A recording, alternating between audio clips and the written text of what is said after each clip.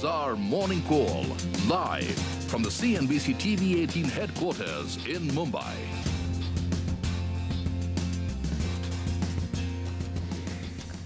Good morning. Welcome to Bazaar Morning Call. I'm Lata and with me Anuj and Sonia, safe as ever from their homes. And as we were just discussing, what was yesterday, Behti Hawa Saath Tha wo, kahan gaya usse dhoondho. Cyclone has not really dampened any spirits. It was a nice, pleasant shower, and we are now back to the sweaty Bombay, waiting for the monsoon rains, the southwestern monsoons. But, well, it's not stopped raining good news as far as the markets are concerned. The flood of liquidity and the happiness about coming back to work is keeping all markets awake, all markets alive with risk on. Risk on sentiment is very prominent. Well, the studied opinion is this is largely liquidity driven, and the fact that you're getting back to work is rationalizing the rise in stocks, and you can see it in the nature of the stocks as well. Even in the US today, the small caps, the Russell index, the economy facing stocks, the industrials are rising. Those are usually the last to rise, and that's what you're beginning to see these days in the US as well. So it's really reaching the lowermost rungs as well. The same combo of good news, liquidity and Unlock 1.0 is helping India for the last 6 days, and it should continue today as well, perhaps with a little bit of sideways movement like we saw yesterday. But I will leave that to Anuj.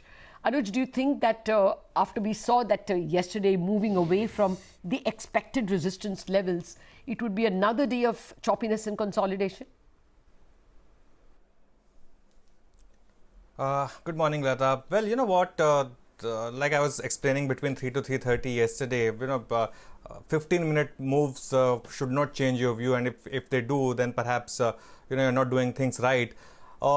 Just one point: yesterday's corona numbers, especially from Delhi, where we've had opening before rest of the country, perhaps slightly disconcerting. But we'll keep an eye on that as we move along. But the market met through some logical targets yesterday. Remember, I've been talking about 21,500 on the Bank Nifty and 10,450 on the Nifty. Bank Nifty, went there, in fact, exceeded that. Nifty fell short of that. So there was a mini shakeout between 3 to 3:30. A lot of weak hands were removed. And the Nifty fell about 100 points in last 30 minutes. The Bank Nifty fell over 600 points in last 30 minutes. But, if after a 1,000-point Nifty rally and a 3,000-point Bank Nifty rally, these moves will happen. And that is why now it's slightly tough for you to, make fresh entry, because then from risk reward point of view, your stop losses are very deep. Those who got in at 9,000 or 9,100, for them, it's, it doesn't matter 50, 100 points here or there. But the global markets are strong. FIs are buying, as you pointed out. Just look at the kind of FI buying we have seen over the last 7 days. I mean, I would include the deals as well. Why not? These are big stocks. So there's a lot of buying. So what happens today? I think we have another gap up. 10,176 was yesterday's high. Today's weekly options expiry as well. I think 10,176 might present a minor resistance, but the overall trend of the market is still very strong. I think it's still got some unfinished business at 10,450. On the Bank Nifty, I think it will be interesting if we see a bit of a pause somewhere around 21,500. 21,500, 600 is the zone in which the market topped out last time on the Bank Nifty. Because, if we were to take this out, the next levels on Bank Nifty would be mind-boggling. The 200-day moving average comes in at 26,000 or 27,000. So we do not want to talk about them right now. Take each move as it comes. Also, the mid-cap action remains as healthy as ever. 2:1 on advanced decline yesterday. So this Unlock 1 trade, like you pointed out, perhaps has some more legs. You've seen that play out in terms of stocks. And I think the other thing that I'll keep an eye on today is how does the pharma sector overall behaves, because the leadership stock we all know is Aurobindo Pharma. That's come out with stunning numbers. So it will be interesting to see after a bit of a pause, does pharma resume its upside, or is most of the good news now in the price? I'll wait for the market section to see that. But on the index, I think this is a buy on dips market. The market gave you one dip yesterday. Let's see if the market is charitable again today. Sonia, good morning.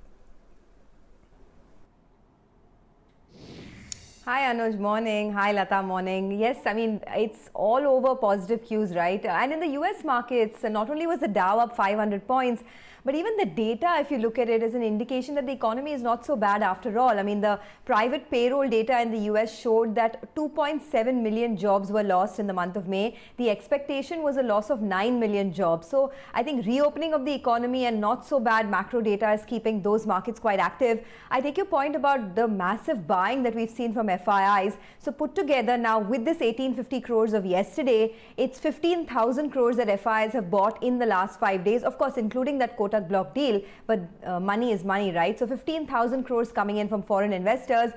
Domestic institutions, though, sold a bit yesterday, so 782 crores gone. Then there's that Reliance rights issue, which got oversubscribed. Great appetite for that. So that's another positive sentiment indicator. And apart from Aurobindo Pharma that you spoke about, great earnings coming in from there, JSPL's volume data was also pretty good. So all in all, we have positive news flow. But Anuj, a couple of days back, we were talking about how this is a fast train and perhaps it's hard to jump into it. Now has this turned into a rocket that has already taken off and it's just going to be up and away? Yeah, and you don't try to stop a rocket, right, Sonia, or try to catch a falling knife, because you know the outcome in both cases. Look, for starters, Asia's cooling off a little bit, and SGX Nifty has very sharply cooled off right now. Just about, about an hour back, the SGX Nifty was indicating 10,180. It's now at 10,075 on the Nifty futures. So just keep an eye on that. Couple of markets, as I said, are turning slightly cautious, like Shanghai and Hong Kong. But then they have had their own problems. Sonia, it's about risk management. I think the point I'm trying to make is you don't preempt the market moves.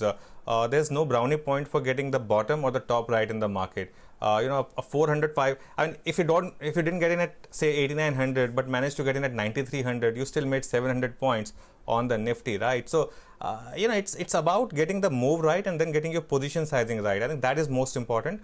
But yes.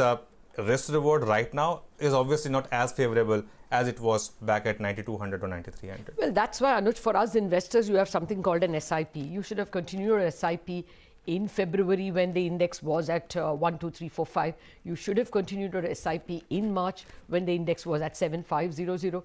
And you should have continued your SIPs through April and May as well when the indexes were picking up. Then, of course, you average out. So that's the lesson, of course, for long-term investors. Well, with that, let me get you an equity advice actually for the medium term. Ravi Muthukrishnan of Alara says, although Nifty returned 25.9% since the March 23rd low, it strongly lagged US and other developed markets. FPI flows turned marginally positive in May after 2 successive months of outflows. Cuts in both EPS and GDP growth have not hit the bottom, and further cuts cannot be ruled out. The silver lining could be good monsoons and a cure for COVID. Okay, there was a sharp jump in the rupee yesterday. Of course, it settled at about 75.04 to the dollar, so around that 75 mark. Let's get you some money market views for the day then. Mohan Shenoy of Kotak Mahindra Bank says the gradual reopening of the Indian economy has boosted the risk-on sentiment. Despite Moody's rating action and a rise in crude prices, the rupee has remained quite well supported on the back of a weak dollar globally, the rally in local equities and strong inflows. The dollar INR is expected to trade in a range of 75.10 to 75.50. Yes, sir. Yesterday was a story of dollar weakness. I mean, it has been a story of dollar weakness, but yesterday we went below 97.5. That's quite something in terms of absolute dollar value. So we did see all Asian EM currencies on the rise.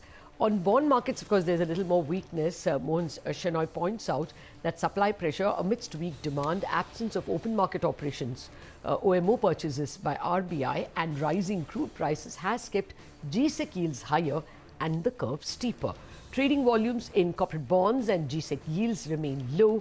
Trading range for the day for the old 10-year bond is 6.02, 6.06. I just want to point out to you, Anuj, what's the repo rate today? We are at 3.75, and that's one-day rate, and 10-year is at 6%. So it's one of the steepest curves.